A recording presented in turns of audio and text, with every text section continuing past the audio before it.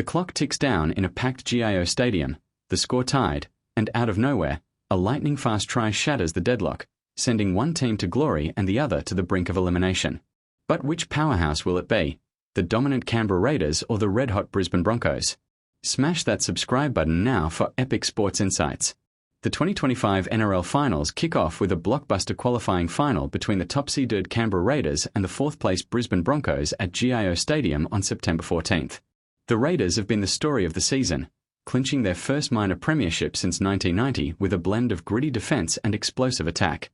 Led by captain Joseph Tapine, who's racked up over 1,200 post-contact metres, they've turned GIO into a fortress, winning 9 of 10 home games. Their journey wasn't without drama. Resting stars in the final round led to a heavy loss against the Dolphins, but that was strategic, preserving key players like Jamal Fogarty and Ethan Strange for this moment. Strange, in particular, has been a revelation, scoring 5 tries in his last 3 outings, including a hat-trick that lit up the league. The Broncos, meanwhile, have surged into the finals on a wave of momentum, their high-octane attack spearheaded by fullback Walsh, whose dazzling footwork and playmaking have produced 18 try assists this season. The Broncos' rollercoaster campaign saw them overcome early injuries to key players like Adam Reynolds, who's now back to steer the ship with his pinpoint kicking game. Their recent form is red-hot, with 6 straight wins, including a statement victory over the Melbourne Storm in round 26. Brisbane's edge lies in their unpredictability. Wingers Jesse Arthurs and Corey Oates have combined for 27 tries, thriving on broken play and Walsh's audacious passes. The stakes couldn't be higher.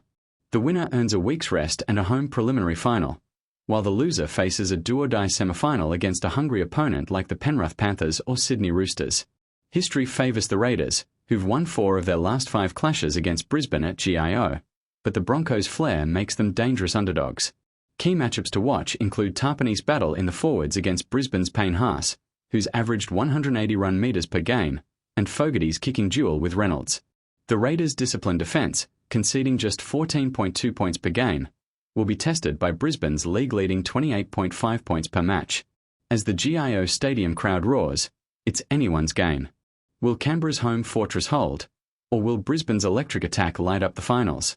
One thing's certain, this clash will be a heartstopper. Drop your predictions in the comments and join the conversation.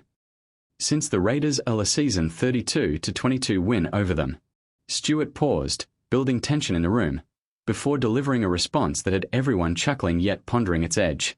But hold on, what exactly did he say that turned heads and sparked debates across the league? The answer might just reveal the mindset of a coach gearing up for war. Welcome to NRL Insider, where we dive deeper into the drama that keeps rugby league alive. Stay tuned for more. Shifting gears to that Broncos bombshell, Stewart's reply was pure gold, a classic sidestep that showcased his wit under fire.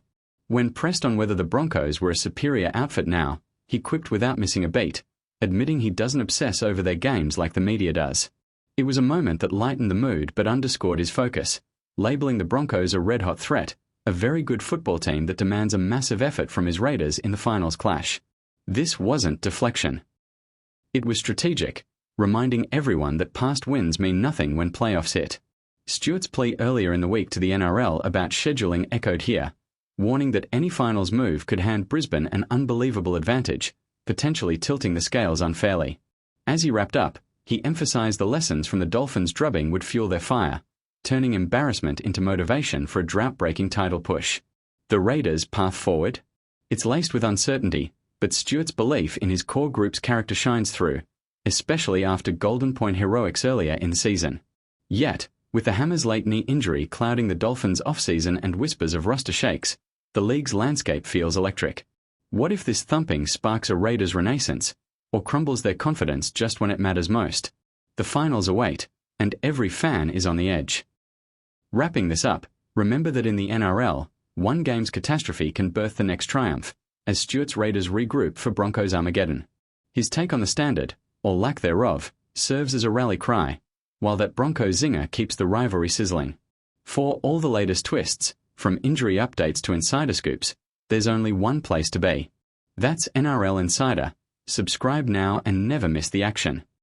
At that point, Tabuai-Fidow was threatening to run down Mark Nawaqanitawase for the NRL's top try scorer gong, but a suspected MCL injury cut his afternoon short in what Fox League's Andrew Voss described as a sad sight, given the form he was in. There was still plenty of highlights to come, even with the Dolphins speedster off the field. However, headlined by a fairytale final try and successful conversion for the retiring Mark Nichols.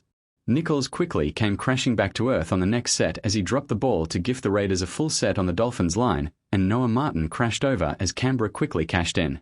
Raiders debutant Joe Roddy also scored a double in the space of 3 minutes to give Canberra fans a rare reason to smile, but otherwise it was all the Dolphins, with Norfahu and Jermaine Isako crossing late as the home side brought up the half-century. Fuller then capped off a standout afternoon with a line break to set up Avarillo for the final try of the afternoon. How does it all work? The big question for Dolphins in 2026.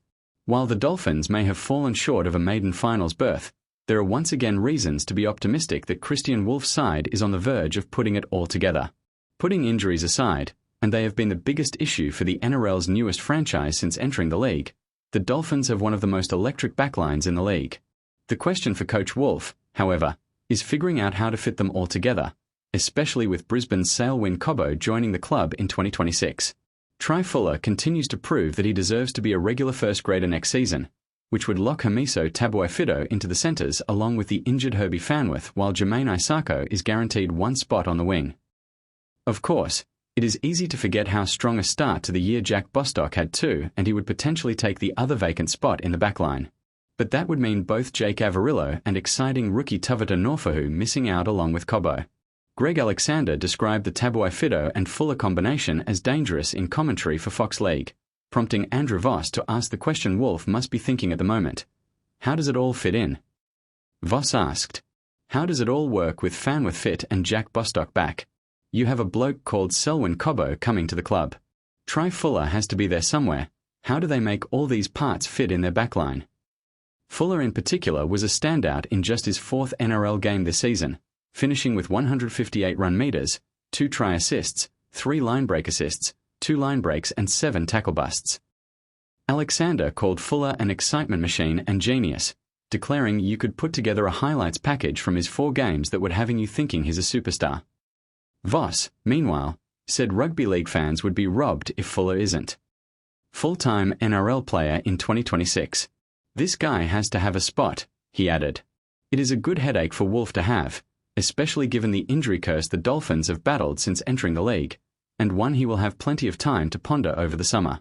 Can Raiders break the 50-point premiership curse? History says the Canberra Raiders cannot win this year's premiership after conceding 62 points to the Dolphins on Sunday. No team has ever won a grand final after conceding at least 50 points in a match that season. Of course, this gives Canberra the chance to defy history in a month's time if they can reach the decider. Given the Raiders were resting nearly 2/3 of their best available 17, Ricky Stewart won't put much weight in Sunday's result, if any at all. I know what people are saying. When you concede 50, you can't win a comp. I don't know if there's a caveat when you have 11 regulars missing,